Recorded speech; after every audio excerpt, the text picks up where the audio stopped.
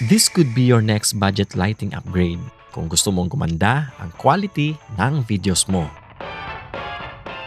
Today, we're reviewing the Photolex Tofu Light budget-friendly, syempre from Team Photolex PH.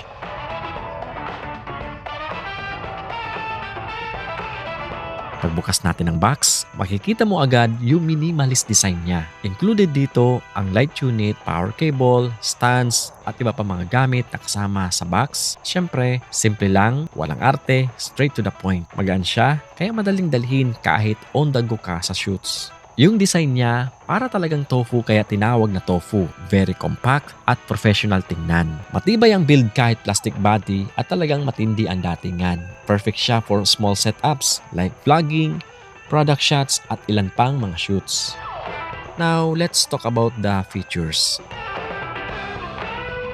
These lights gives you soft and even lighting kaya perfect for clean visuals. Adjustable din ang brightness so pwede mong i-control depende sa mood ng shoot mo.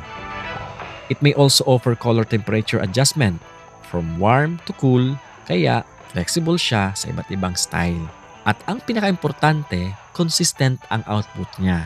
Walang flicker kaya safe sa video. Alam mo yung flicker, yung madalas mong problema kapag dark ka mag-shoot tas nagbi-blink sa video yung mga ilaw. Yun. Ito yung footage without the light. At ito naman, with the Photolex Tofu Light.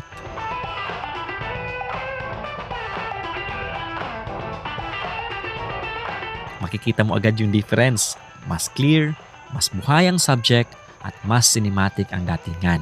Perfect siya for talking head, product shots, or kahit film vlog setup sa gabi.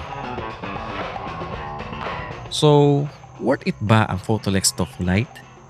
For beginners and content creators na gusto mag-level up ang visuals without breaking the bank? Of course, yes. Simple, effective, at cinematic ang result. At kung nakatulong nga sa'yo ang video ito, don't forget to follow, like, and share. At nasa comment section lang ang link ng product na to. Thank you, Mabush!